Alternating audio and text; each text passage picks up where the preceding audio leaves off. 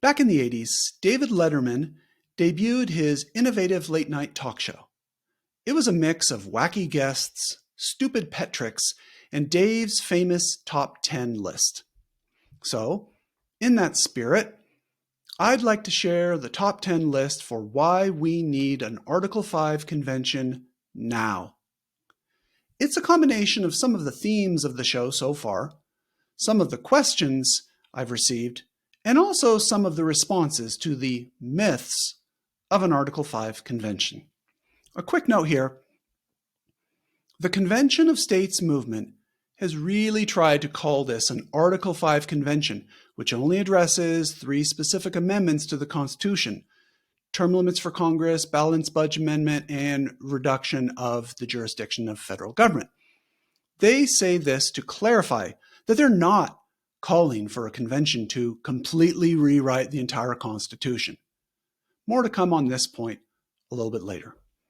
I'll just go ahead now and read them first so you kind of get the flavor of how they go together. Then I'll break down each one individually in a little more detail. Okay, here we go. The top 10 reasons why we need an Article 5 constitutional convention now. Number 10, because 80% of Americans think the country is on the wrong track.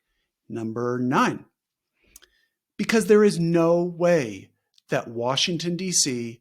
is going to reform itself. Number 8, 90 million eligible voters decided not to vote in the 2024 presidential election. And 7, because DOGE was a failure.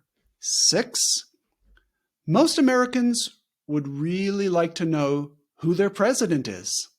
5, hyper-individualism and hyper-capitalism won't restrain themselves.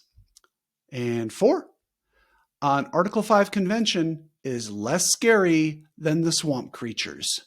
3, because George Soros and Common Cause are against it. Number 2, because Congress has a 20% approval rate, yet a 95% re-election rate. And the number 1 reason why we need an Article 5 constitutional convention now, there is no other option.